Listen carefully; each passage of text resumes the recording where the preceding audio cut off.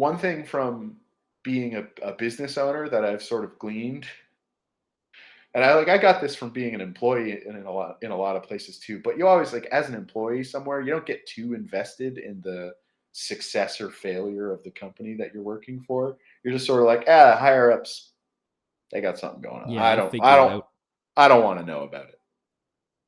Like now that I have this thing that I own, it's incredible to see what kind of like waste exists in like small businesses, especially in downtown Guelph. Like, and the waste is it's pretty. It could so easily be changed. Like, it's based on lack of communication or an unwillingness to communicate with your staff, and then the other thing is just like it's just greed. Like a big part of the waste is like, oh, I didn't really want to do anything this month, but I still have like all of my bills and my mortgage to pay, and I got a car payment that I need to pay for, and I got a kid. And it's like, great, the owner of this bar downtown didn't do anything and took, for the month, 10 grand, 15 grand, whatever. And People talk about like sweat equity, that like, oh, I put so much work and effort into this thing. Like, I deserve to get paid back for what it is that I do. And like, part of me, like, I'm kind of torn on this because it's just like, yeah, you put in a lot of work, but like, one, I don't know what work you put in. So like, don't fucking use that argument on me. there's Like, that, but also like, have you been paid back for that work already? exactly. Like, are you going to get paid back in perpetuity forever because you put in 15 grand like in 1982 when you bought the bar for a fucking song? Like, now everyone's like trying to do something, and like to do anything it costs like 200 grand minimum. Like I put in my work, and it's like, nah, you inherited a building from your grandfather, you jackass. Like, and that's not obviously not always the case, but yeah, I'm a little skeptical sometimes. Um, as like the term community organizer gets like used by in like an official capacity for especially for like municipal governments. Like we have this thing in Guelph called the Downtown Guelph Business Association, and they put on these. They've been doing this like afternoon weekend concerts. They'll do one on Saturday and one on Sunday. And this place that I used to work has been putting on some of those events, and I get to like do sound for them. I get to tech those events, and it's great because I get a little bit of a paycheck from the government for doing work that I generally like to do. Um, but yeah, I'm skeptical of like the word community being used in that sense, and the word community that we're using when we're talking about when you and I are talking about it. I'm not entirely sure if those things are equated. Like, because like having something nice to do in the middle of the day on an afternoon that's like has like a super low barrier of entry financially, like that's really really good. Yeah. But it's the the connections that you make and the people that you meet at those events that hopefully get like bonded a little bit tighter, and like they they become a little bit stronger. That's really the important thing. It's not just an event that is presented by a community organizer, because I've never seen that community organizer who works for the Downtown Guelph Business Association ever before in my entire life. And I've been someone who's been actively putting on like community minded events for in Guelph probably up over a decade now, you know, in some capacity or another. Um, so I just like don't know that person. And I find that that's weird, and it uses the same language that I would use to describe the thing that I'm trying to do. What are I think they providing? money, they have funding, right? They have a little like a small amount of funding. And yeah, I think it's correct in that like yeah, seeds could be planted, but like then that the people that I work with called this they're called the Satellite Collective. which is some people that they work at the Planet Bean coffee shop, downtown Guelph. Somebody from those events usually grabs the microphone and talks about like something during the these like City of Guelph funded concerts that get put on. And I think that actually is a super important part of the process.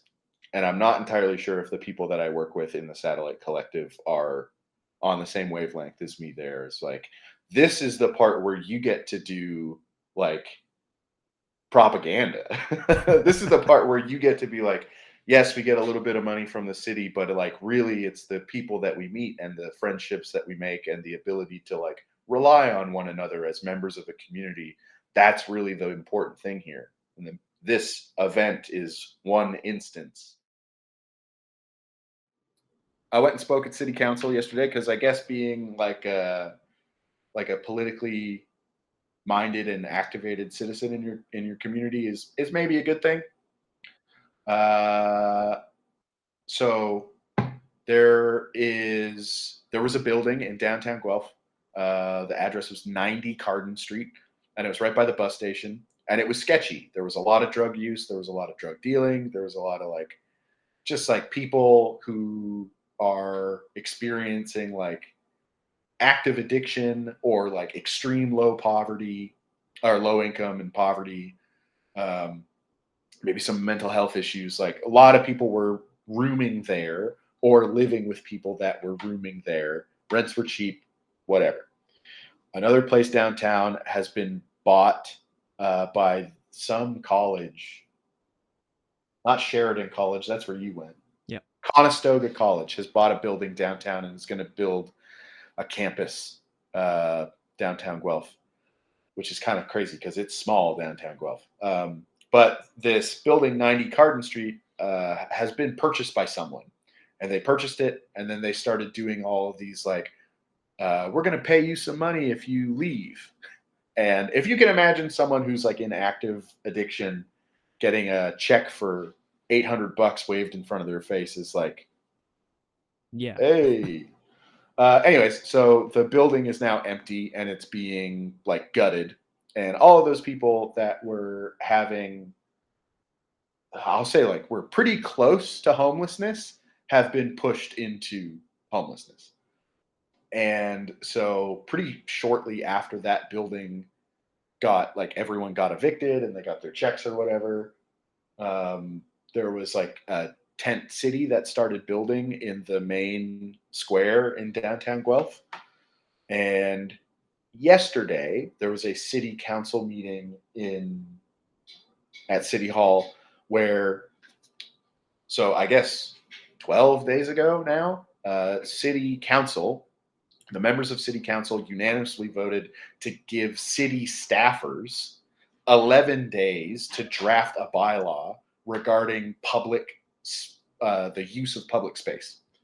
And a lot of the stuff that was in this bylaw was pretty directly like you could interpret it as like, wow, all these like tents that have popped up in the downtown core have to not be there. They got to go somewhere else. It's not where they go in the bill is not defined, but where they can't go is clearly defined. And it's a lot of places. And what they can't do when they get to those places that they can go is also pretty defined. And it's like you can't use any of the like if there's public electrical outlets, can't use them. Public amenities like toilets, can't use them. Water fountains, can't use them. So it's like these people that have decided to set up camp right in the middle of downtown because it's right beside the Royal City Mission, which is a big church, and they do a lot of poverty relief. And it's also kitty corner to this place that used to be called the Bench, and now it's called the Side Door because the police kicked them out of being able to do this work at the Bench. They daily set up like a table and hand out food and water and essentials to these people that are experiencing homelessness. Both of these places, like the tent city that's downtown, is like right in between both of these things. It's like within a 2-minute walk of both of these amenities that exist for these people. There's been some shelter space that has been um, provided by the city of Guelph. But it's pretty far away from the downtown core, which is where all the amenities exist that are not provided by the city. So it's like the city's providing them a space to stay that's outside of like the main like commerce area of Guelph. And the people that are experiencing that homelessness have, the old saying, beggars can't be choosers. Well, they chose to not take the amenities that are available to them through the city because it's like totally inadequate. So there's not enough like adequate shelter beds available for these people. And the beds that are available, like I don't even believe the city council's like, well, there's some people just don't take the beds. It's like they're full anyways. They get taken. Like there's a couple people that have decided to just like, you know what, my life is like makes more sense for me to be here downtown than to like walk 4 hours round trip to go get a meal, be late for the meal. It's just like whatever. So yeah, the city council gave city staffers 11 days to draft a bylaw regarding the use of public space. As you can imagine, 11 days to draft up a bylaw that essentially dictates what these people can and cannot do is not enough time to adequately consult any of the people that are living down there or any of the people that work in any of the places that are providing some sort of like extreme poverty relief. They didn't consult anybody. They didn't consult a single person. They said that in the presentation yesterday at City Hall. They were like, "Yeah, you gave us 11 days, and we came back with this bylaw." So there was like, I don't know, probably 30 people that got up and delegated yesterday after they did their little presentation, their little fucking song and dance about like why we should put this bill through. And there's a couple different people. One person was a lawyer and was like, just FYI, like this is like against the Canadian Charter of Rights in like two different sectors of it. And like the city of Kingston is already going through like a legal proceeding around the exact same thing. So like as like a free legal clinic that exists in Guelph to provide services to people that are experiencing poverty, if one of our clients decides to like take you to task on this, like we'll go all the way with it. And so yeah, it was just it was nice to see some people who are much smarter than I am like put it all together and be like, this is unconstitutional. Fuck you guys. This is embarrassing as like a political move. And I like everyone's very nice in City Hall. Everyone has like the mayor's word that he used for the day, a certain decorum. Uh, and it was nice for me to get up and just tell him that he sucks. That's awesome. Oh, so my unique perspective that I brought to the table was because there was like a bunch of people that were just from a humanitarian perspective. They were like, this is like the way that you're treating these people is wrong, and everyone should be treated with dignity and respect. And we should have other things that are like adequate support systems in place before we put a bylaw like this into use. Yeah, we're asking them to act materially in a morally like not reprehensible way. Like do something that isn't going to make everyone feel sick to their stomachs, please. Yeah. Um, and so a lot of people were saying stuff like that, and so I didn't really feel the need to like echo the same sentiment. And there was a couple business owners there that were downtown that were I guess they wanted to talk about how their businesses were doing poorly and how that is squarely because of these homeless people that have set up camp downtown and their rampant drug use and they're assaulting. And it's like, one, I kind of, first of all, being a business owner downtown, my business is doing fine. like like that was the first thing that I said to the council and to the auditorium there. I was like, it's weird that this is a unique perspective, but like I just don't like my finances and my business is doing okay. I don't know what you guys are talking about. No one's taking a dump on my doorstep or whatever. Yeah. So they went into deliberation after the council session ended, and they voted 10-3 to what's the word, to push decisions on this bylaw back until the legal hearings in Kingston are finished. Yeah, if the city of Kingston beats the Charter of Canadian Rights and Freedoms or whatever, then we'll go ahead and do it too in Guelph. Yeah, but they could have. That's a great outcome from yesterday because Absolutely. the vote was going to be on the 27th to implement the bill on the 1st of March. So this buys the people that are living downtown, just a little bit more time. Yeah. Some room to breathe. A little bit of room to breathe, which is harder and harder to come by for those folk. Oh, yeah. Yeah.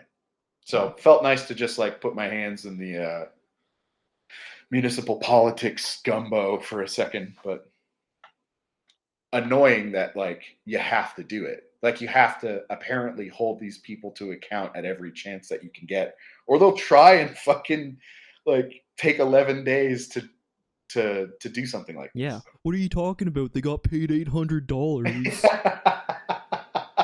It was their choice. They did it a free. Yeah. Politics is a mess. It certainly is. Yeah. What a nightmare. I teach in an hour and 10, and I still got my pajamas on, and I'm still wearing slides and no socks. So Nice. I do gotta call it quits though. Yeah, no problem. Yeah, thanks for your time. That was great. Thanks for asking me, Scott. Every time we get to hang out and do anything, whether it's in like a just chilling or like a creative context, like I always feel great about it. Amazing. So. Yeah, I hope that more projects come our way. Yeah, you got any songs in the bank or what? Got a few I'm working on. 3. Yeah, you come down. Yeah. Come down, fart it out. Yeah. Fart it out? Yeah, fart it out. Just whenever you want, hit me up, okay? Yeah, that'd be great. All right, right. All right, I'll see you later. Bye, Scott. Bye.